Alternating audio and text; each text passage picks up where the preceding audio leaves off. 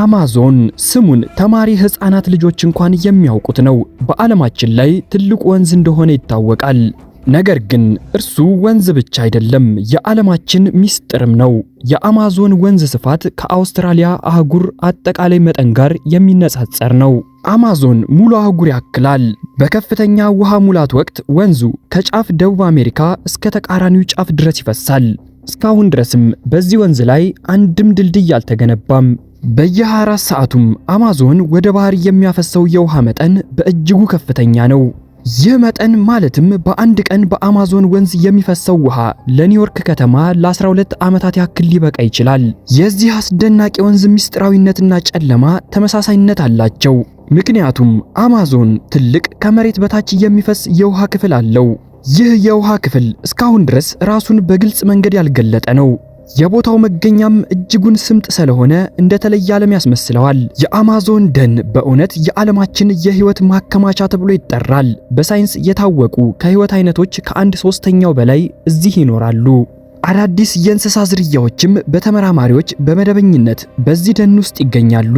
በጥንታዊ ዘመን አስፈሪ የተባሉ ፍጥረታትም እዚህ ይኖሩ ነበር። ሳይንቲስቶችም አሁን ድረስ የእነዚህን አስፈሪ ፍጥረታት አጥንቶች ያገኛሉ። በዚህ ደን ውስጥ የጥንታዊ ስልጣኔ ምልክቶችም ተገኝተዋል። ስልጣኔዎቹ ከየት እንደመጡ እንዴት እንደጠፉም አይታወቅም። ይሁንና እነዚህ ስልጣኔዎች የሆኑ እንስሳቶች አሁን ድረስ በደን ውስጥ ሊኖሩ እንደሚችሉ ብዙዎች ይናገራሉ። ውድ የዜና አዲስ ተከታታዮች በዛሬው ቪዲዮአችን የአማዞን ጫካንና የአማዞንን ወንዝ ሚስጥራዊነት እንመለከታለን። በቅድሚያ ግን ወደዚህ ቻናል አዲስ ከመጣችሁ ሰብስክራይብ በማድረግ የዜና አዲስ ቤተሰብ መሆን ትችላላችሁ። ቪዲዮን ቀለል አድርጋችሁ ላይክ በማድረግ ጀምሩት። ከአማዞን ወንዝ በታች ምን አለ? የአማዞን ወንዝ ርዝመት 6275 ኪሎ ሜትር ነው። ይህ ብዙ ገባር ወንዞችን የሚያካትት በዓለማችን ላይ ረጅሙ ወንዝ ነው። ብዙዎች ረጅሙ ወንዝ የአፍሪካው ናይል ወይንም አባይ ነው ብለው ይከራከራሉ። ይህ ጉዳይ በሳይንሱ ማህበረሰብ ውስጥ አሁን ድረስ ክርክር ያለበት ነው። ዋናው ጥያቄ ምን እንደመነሻ ምንጭ መቆጠር እንደሚገባው ነው። የአማዞን ወንዝ የመነሻ ምንጩ ማራኞን የተባለ ቦታ ከሆነ አማዞን 6400 ኪሎ ሜትር ርዝመት ይኖረዋል።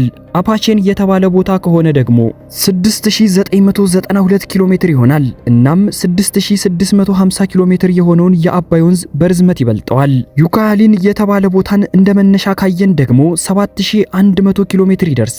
እናም አባይን በብዙ ይበልጠዋል። አስገራሚው ነገር አማዞን እጅጉን ትልቅ ስለሆነ ክፍሎቹ በተለያዩ ስሞች ይጠራል። መነሻው ላይ ያለውን ክርክር እንኳን ብንተወው ወንዙ ከምዕራብ ወደ ምስራቅ ሲፈስ ስሙ 6 ጊዜ ይቀያየራል። በመካከለኛው ክፍል ነዋሪዎች ሶሎይስ ብለው ይጠሩታል።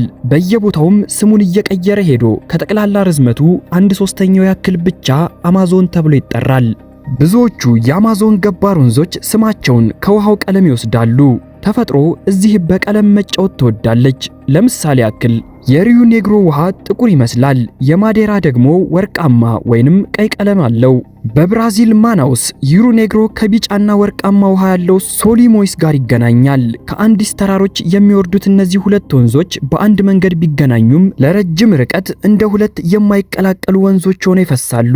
መላው የአማዞን ስፋት በደን የተሸፈነ ታላቅ መሬት ሲሆን በደቡብ አሜሪካ ሰሜኑ ክፍል ላይም ይገኛል። ይህ አካባቢ ብራዚል፣ ኮሎምቢያ፣ ፔሩና ቦሊቪያን ይሸፍናል። የደኑ ስፋት 6.5 ሚሊዮን ስኩዌር ኪሎ ሜትር ነው። ይህም ከዓለም የመሬት ገጽታ ወለል 5% ያክል ይሸፍናል። ይህንን በቀላሉ ለመረዳት ከአውስትራሊያ ስፋት 7.7 ሚሊዮን ስኩዌር ኪሎ ሜትር ጋር መነጻጸር የሚችል ነው። ወይንም ደግሞ ሀገራችን ኢትዮጵያን በ6 እጥፍ ይበልጣታል። በእርግጥ ወንዙ እጅጉን ጥልቅና ሰፊ ነው። ታላላቅ የባህር መርከቦች እንኳን ከወንዙ አፍ ጀምሮ እስከ 3700 ኪሎ ሜትር ድረስ ያለ ችግር መግባት ይችላሉ። ጥልቅ የሚባለው የወንዙ ክፍል ስምጠቱ እስከ 100 ሜትር ድረስ ይደርሳል። ይህ ጥልቀቱም ከበርካታ ሐይቆች ስምጠት እንዲበልጥ ያደርገዋል። እንዲህ ያለው ታላቅ የውሃ ስርዓትም እጅጉን በረጅም ጊዜ ውስጥ የተፈጠረ ነው። በእርግጥም የአማዞን ታሪክ እንደ ታላቅ ድራማ ሊገለጽ የሚችል ነው። አማዞን በሚዮሲን ዘመን ከ11 ሚሊዮን ዓመታት በፊት እንደ አህጉር አቋራጭ ወንዝ ተመስርቶ ነበር። የአሁኑ መልኩ ደግሞ ከ2.4 ሚሊዮን ዓመታት በፊት በቀደምት ፕላሲዮን ዘመን የተፈጠረ ነው። ከዚህ በፊት ግን በብዙ ሚሊዮን ዓመታት ውስጥ ወንዙ ራሱን ተለዋዋጭ አድርጓል። ቅርጹንም እንደገና አቀናብሮና የፍሰቱን አቅጣጫ ወደ ተቃራኒ አዙሯል። በክሬቴሸስ ዘመን አማዞን የፕሮቶ አማዞን ኮንጎ ወንዝ ስርዓት አካል ነበር። ዛሬ ያለችው አፍሪካ ውስጥም ወደ ምዕራብ ይፈስ የነበረ ወንዝ ነው። አማዞን ወንዝ አፍሪካ ውስጥ የነበረ ነው ሲባል ለማመን ይቸግራል። ቢሆንም እውነታው ነው። እንደ ተመራማሪዎቹ ገለጻ አማዞን ከኮንጎ ወደ ደቡብ አሜሪካ ይፈስ የነበረ ነው። ይህ ምናልባት የእብደት ወሬ ይመስላል፣ ግን እውነታ ነው። በዚያ ጊዜ ሁለቱ ታላላቅ አህጉራት ተጣብቀው ይኖሩ የነበሩ ናቸው፣ አፍሪካና ደቡብ አሜሪካ። በበፊት ስማቸውም ምዕራባዊ ጎንዶዋና ተብሎ ይጠሩ ነበር። ከ80 ሚሊዮን ዓመታት በፊት እነዚህ ሁለት አህጉራት ተለያዩ፣ ደቡብ አሜሪካና አፍሪካም ተብለው ተጠሩ። እናም ኮንጎና ፕሮቶ አማዞን ወንዞች ተፈጠሩ። ሁለቱ ግዙፍ ወንዞች ናቸው። በተለያዩ አህጉራት ላይም ቀሩ። በቀጥታ መስመር ሳይሆን በአንድ ሙሉ ውቅያኖስ ተለያዩ። ከ15 ሚሊዮን ዓመታት በፊትም የአንድ ተራራ መነሳት ደግሞ የአማዞንን ቅርጽ ለወጠው። ወንዙንም አግዶ የአማዞን ቤዝንን ወደ ትልቅ ባህር ለወጠው። በቀስታም ይህ ታላቅ ውሃ አካል ወደ ትልቅ የንጹህ ውሃ ሐይቅ ተቀየረ። የባህር እንስሳትም በንጹህ ውሃ ውስጥ ለመኖር ተስማሙ። ውሃው ከቆይታ በኋላም በምዕራብ በኩል ያለውን የአሸዋ ድንጋይ ሰብሮ ፈሰሰ። አማዞን ወንዝንም ፈጠረ። አቅጣጫውን ቀይሮም ወደ ምስራቅ መፍሰስ ጀመረ። በዚህ ጊዜ የበረዶ ዘመን ከረጅም ጊዜ በፊት አልፎ የነበረ ነው። እናም በአማዞን ውስጥ ሕይወት በዛሬ እንደምናየው በሙሉ ተለዋዋጭነት መበተን ጀመረ። ከነዚህ ታላላቅ ለውጦች በተጨማሪ በመሬት ላይ ብቻ ሳይሆን ከመሬት በታችም በሚሊዮን ዓመታት ውስጥ ብዙ ነገሮች ተፈጥረዋል። ከወንዙ ጋር በተመሳሳይ ጊዜ ጨለማ የሆነ ተመሳሳይ ፍሰት በጥልቅ ከመሬት በታች ተፈጥሮ ነበር። ሳይንቲስቶችም ይህንን ነገር እስከ ቅርብ ጊዜ ድረስ አላወቁትም ነበር። የታወቀው በ2011 ዓ.ም በሪዮ ዴ ጄኔሮ የተካሄደው 12ኛው ዓለም አቀፍ የብራዚል ጂኦፊዚካል ማህበር ኮንግረስ ላይ የሳይንቲስቶች ቡድን በአማዞን ቤዚን ላይ ያደረጉትን ሰፊ የጂኦሎጂ ምርምር ውጤት ሲያቀርቡ ነው። ሪፖርቱ በሳይንስ ማህበረሰብ ውስጥ እንደገና ትኩረትን መሳብ ቻለ፣ ብዙም ክርክር አስነሳ። የህንድ ሳይንቲስት ቫሊያና በብራዚል ያለው ብሔራዊ ኦብዘርቫቶሪ ከሌሎች ጋር በመሆን 241 የተተው የነዳጅ ጉድጓዶችን ውህብ ተጠቅመው ጥናት አደረጉ። ጥናቱም በዚህ ክልል ታላቅ የመሬት በታች የውሃ ፍሰት እንዳለ አሳየ። ይህ በእውነቱ እጅጉን ታላቅ የሆነ ምርምር ነው። ከአማዞን በታች በ4 ኪሎ ሜትር ጥልቀት ሌላ ወንዝ መገኘቱ ብዙዎችን ግር አሰኘ። ይህንን ክስተት ያገኙትን ሳይንቲስቶች ክብር ለመስጠትም ሐምዛ ወንዝ ብለው ሰየሙት። ከብዙ ሴስሚክ ሴንሰሮችና በመቶ የሚቆጠሩ የቆዩ ጉድጓዶች የተሰበሰበው መረጃም ይህ የውሃ ማከማቻ የት እንዳለ ለመለየት ረዳ። በእርግጥም የተገኘው ትልቅ የውሃ መጠን ያለው ወንዝ ነው። በተጨማሪም የተገኘው ወንዝ ከአማዞን ወንዝ በተመሳሳይ አቅጣጫ እንደሚፈስ አረጋገጡ። ከላይና ከታች የሚፈሱት ሐምዛና አማዞን ወንዞች በግልጽ የሚታየው ልዩነታቸው ስፋታቸውና የፍሰታቸው ፍጥነት ነው። አማዞን ከ1 እስከ 100 ኪሎ ሜትር ድረስ ስፋት አለው። ሐምዛ ግን ከ200 እስከ 400 ኪሎ ሜትር ድረስ ስፋት ያለው ነው። ሳይንቲስቶቹ በዚህ ላይ እርግጠኞች ናቸው። ቢሆንም አሁንም በምርምር ላይ ናቸው። ከመሬት በታች የሚፈሰው ሐምዛ ወንዝ 6000 ኪሎ ሜትር ርዝመት አለው። ቢሆንም ፍጥነቱ እጅጉን ዝቅተኛ ነው። አማዞን በአማካኝ ፍጥነቱ 5 ሜትር በሰከንድ ሲሆን የሐምዛ ወንዝ ፍጥነት ግን 1 ሚሊሜትር በሰከንድ ነው። በዚህ ምክንያትም ሐምዛ ወንዝ መባል የለበትም ሲሉ አንዳንዶች ይከራከራሉ። ፍጥነቱ ከበረዶ ተንቀሳቃሽ ተራሮች ፍጥነት ጋር እጅጉን ሊነጻጸር ይችላል። ስለዚህ ያገኙት ሳይቀሩ በዚህ ወንዝ ዙሪያ ይከራከራሉ። ወንዝ ይባል ወይንስ ባህር ነው? ነገር ግን በግልጽ ትልቅነቱ ምክንያት ሐምዛ ወደ አትላንቲክ ውቅያኖስ የሚገባውን ውሃ ይጨምራል። የፍሰት መጠኑም በሰከንድ 3000 ኩቢክ ሜትር ያህል ነው። እንደ አማዞን ጨለማ ሐምዛ የራሱን መንገድ ተከትሎ በጥልቅ ከባህር በታች ወደ ውቅያኖስ ይፈሳል። ከምዕራብ ወደ ምስራቅ ሲጓዙም ሐምዛና አማዞን ወንዞች በምድር ውስጥ በተለያየ ደረጃ የሚፈሱ ሁለት ወንዞች ያሉበትን ያልተለመደ ጂኦግራፊያዊ ስርዓት ይፈጥራሉ። ሁለቱም ወንዞች የአማዞን ቤዝን ዋና የውሃ ፍሰት ስርዓት ናቸው። ከመሬት በታች ያለን የውሃ ሙቀት ምልክትንም ያሳያሉ።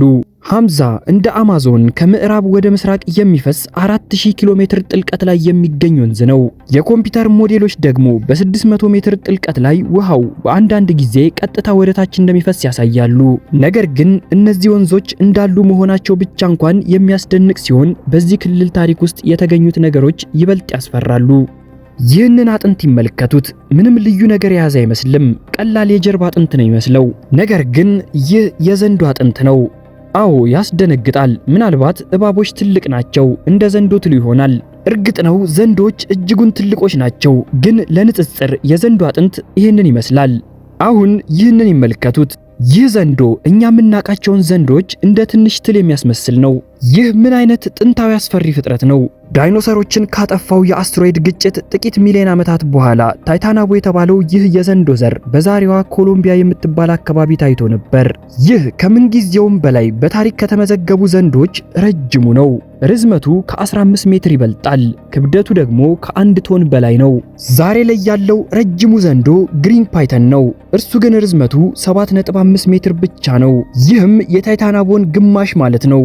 እንዲህ ያለ ግዙፍና አስፈሪ ፍጥረት በጥንት ዘመን ምን እየበላ ሊኖር ይችላል? ታይታናቦ ዘንዶ ኤሊዎች፣ አዞችን ጨምሮ ዳይኖሰሮችን የመመገብ አቅም አለው። ነገር ግን የሚያስገርመው ይህ ዘንዶ ብዙውን ጊዜ በመደበኝነት ይመገብ የነበረው አሳዎችን ነው። ታላላቅ አሳ ነባሪዎች ትንንሽ ፕላንክተንና ትንንሽ አሳዎችን እንደሚመገቡ በተመሳሳይ ታይታናቦ ዘንዶም ትንንሽ አሳዎችን ይመገብ ነበር። ታዲያ ይህ ዘንዶ ብቻ ሳይሆን እስካሁን ድረስ በአማዞን ቤዝ ውስጥ ያሉ ፍጥረታት እጅግ ብዙ ናቸው። በዚህ ምክንያትም በአማዞን ዱር ውስጥ መግባት ከመደበኛው ሁኔታ በላይ ጥንቃቄ የሚፈልግ ነው። በአማዞን ደን ውስጥ ብቻ ከ100 የሚበልጡ መርዛማ እንቁራሪት ዝርያዎች አሉ። ከእነርሱ አንዳንዶቹም በአንድ ንክኪ ብቻ ሰውን ሊገድሉ የሚችሉ ናቸው። ከዚህ በተጨማሪም አዞች፣ የኤሌክትሪክ አሳዎች፣ ፒራኛ አሳዎች፣ መርዛማ እባቦች፣ ደም ጠጪ ዝንጀሮች፣ ደም መጣጭ የሌሊት ወፎችና ታላላቅ የዱር ነፍሳቶች ይገኛሉ። የብራዚል ተጓዥ ሸረሪቶች፣ ሰውን በአንድ ንክሻ ብቻ ፓራላይዝ የሚያደርጉ ሸረሪቶችም በዚህ ጫካ ውስጥ ይንቀሳቀሳሉ። እነዚህ ሸረሪቶች እስከ ቅርብ ጊዜ ድረስ በመርዛማነታቸው በጊኒየስ ወርልድ ሪከርድስ ላይ ተመዝግበው የነበሩ ናቸው። ዝነኞቹ ቡሌት ጉንዳኖችም ቢሆን መኖሪያቸው ይህ ደን ነው። እነዚህ ጉንዳኖች ስማቸውን ያገኙት እጅግ ከባድና እስከ 1 ቀን ድረስ ሊቆይ የሚችል ህመም የሚያመጣ ንክሻቸው ምክንያት ነው። በብዛት ከነከሷችሁ ደግሞ ሙሉ በሙሉ ሰውነታችሁን ፓራላይዝ የማድረግ አቅም አላቸው። እንዲሁም ታላላቅ 100 እግር ነፍሳት እንደ ሴንቲፔድ ያሉ ነፍሳትም በብዛት በዚህ ደን ውስጥ ይገኛሉ። አደገኛ ሻርኮችም ቢሆኑ ከውቅያኖስ ወደ ወንዙ ይገባሉ። ከዚህ በፊት የተጠቀሰው ታይታናቦ ዘንዶም ቢሆን በዚህ ጫካ ውስጥ እንደሚኖር ይታመናል። እንዲህ ያለ አደገኛ አካባቢ ውስጥ ሰዎች እንዴት እንደሚኖሩ ማስተዋል በእጅጉ ከባድ ነው። ነገር ግን አንዳንድ ጎሳዎች አሁን ድረስ የቀደመ ባህላቸውን እየጠበቁና ከዘመናዊ ስልጣኔ ጋር መገናኘት እየጠሉ እዚህ ይኖራሉ። እነርሱም ከጥንት ዘመን ጀምሮ እዚህ የነበሩ ናቸው። አርኪኦሎጂስቶች አሁን ድረስ የጥንት ስልጣኔ ምልክቶችን ያገኛሉ። በቅርቡ ከ600 ዓመት በፊት የተተወ ታላላቅ መሰረታዊ አወቃቀር ያለው ስልጣኔ በቦሊቪያ ውስጥ በጠባብ ዱር ውስጥ ተሸሽጎ ተገኝቷል። በዚህ ጉዳይ ላይ በርካታ ታዋቂ መጽሔቶች ጽሑፋቸውን አስነብበዋል። ይህ ግኝት ታሪኩ ከ20 ዓመት በፊት የጀመረ ነው። የጀርመን ሳይንቲስት ዶክተር ሄኮ ከጀርመን ከአርኪኦሎጂስት ኢንስቲትዩት እና ከዶክተር ካርላ ያኔቦርት ከቦን ዩኒቨርሲቲ ጋር በአማዞን ቦሊቪያ ውስጥ በካሳራቤ መንደር አጠገብ ባሉ 2 ከፍተኛ ክምር ቦታዎች ላይ ቁፋሮ ጀመሩ። ይህ አካባቢ ሊያኖስ ዴሞክሶስ ተብሎ ይታወቃል። በአማዞን ወንዝ ሸለቆ ደቡባዊ ምስራቅ ክፍል ይገኛል። ይህ ሜዳ በዝናብ ወቅት በውሃ ይሞላል። በዓመትም ብዙ ወራቶች በውሃ ተሸፍኖ ያሳልፋል። ይህ ሁኔታም ለ100 ዓመታት እንደዚህ እንደነበር ይታመናል። በመጀመሪያ እንደሚታየው እንዲህ ያሉ የተፈጥሮ ሁኔታዎች ለቋሚ መኖሪያ ተስማሚ አይመስሉም። ነገር ግን በዚህ ቦታ ሳይንቲስቶች ከጥንታዊ ከኮሎምበስ በፊት ያሉ ስልጣኔዎችን የመሰሉ ብዙ ምልክቶችን አግኝተዋል። የዚህ ስልጣኔ ዘመን በትክክል አይታወቅም። ነገር ግን አርኪኦሎጂስቶች በመጨረሻ የመጀመሪያው 1000 ዓመትና የመጀመሪያው 2000 ዓመት ጊዜ ላይ ከፍተኛ እንደነበር ያስባሉ። ስልጣኔው ስሙን ቅርብ ካለው መንደር ካሳራቤ አግኝቷል። የዚህ ቦታ ምልክት በሰው የተሰሩ ከፍተኛ ክምሮች ብቻ አይደሉም። የእግርና የውሃ መንገድ እንዲሁም ተገኝቷል።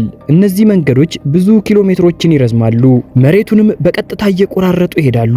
በተጨማሪም ሳይንቲስቶች የካሳራቤ ስልጣኔ መኖሪያ 16000 ስኩዌር ኪሎ ሜትር ያክል ቦታ እንደሚሸፍን አግኝተዋል።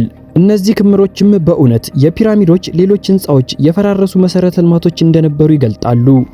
እነዚህ ታላላቅ ህንፃዎች፣ የሥነ ህንፃ ዝርዝሮችና አካባቢዎች በአማዞን ደን ውስጥ ተሸፍነው ነበር። ስለሆነም ስለነዚህ ምስጢራዊ ቦታዎች ተጨማሪ ለማወቅ ምርምር አድራጊዎች በአማዞን ሸለቆ ክልል ውስጥ ለመጀመሪያ ጊዜ ላይዳር ቴክኖሎጂን ተጠቅመዋል። ይህ የሌዘር መለኪያ መሳሪያ ሲሆን ከላይ ቦታን ለመለካትም ይጠቅማል።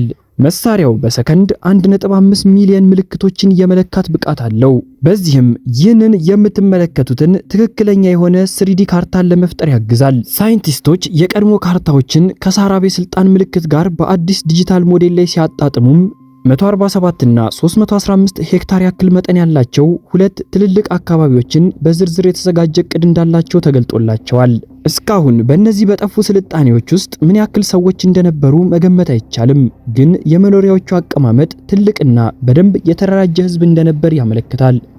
ከዚህ በፊት እንደዚህ ያሉ መኖሪያዎች በደቡብ ምስራቅ ኤዥያ፣ በመካከለኛው አሜሪካና በስሪላንካ ተገኝተዋል።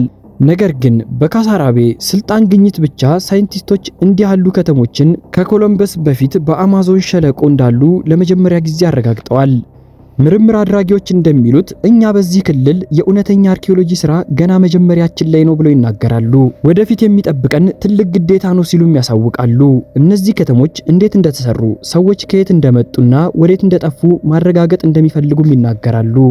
የካሳራቤ ስልጣኔ መኖሪያዎቹ በክፍለ ዘመን 1400 አካባቢ ተትተው እንደነበር፣ ለምን እንደተተው ግን እስካሁን ሚስጥር እንደሆነ ቆይቷል። የአማዞን ቤዚን እንዲህ ያሉ ብዙ ሚስጥሮችን ይዟል። እኑን ሆነ ወንዙን አሁን ባለው በዓለም ቴክኖሎጂ መመርመር ከባድ ነው። ስለዚህም እነዚህን መልሶች ማግኘት ወደፊት ይበልጥ አስደናቂ እየሆነ ይሄዳል። ውድ የዜና አዲስ ተከታታዮች ለዛሬው ያስኩላችሁ ቪዲዮ በዚሁ ተጠናቀቀ። በቀጣይ በአዲስ ቪዲዮ እስክንገናኝ ድረስ ሰላም ሁኑልኝ። ዜና አዲስ ሁሌም አዲስ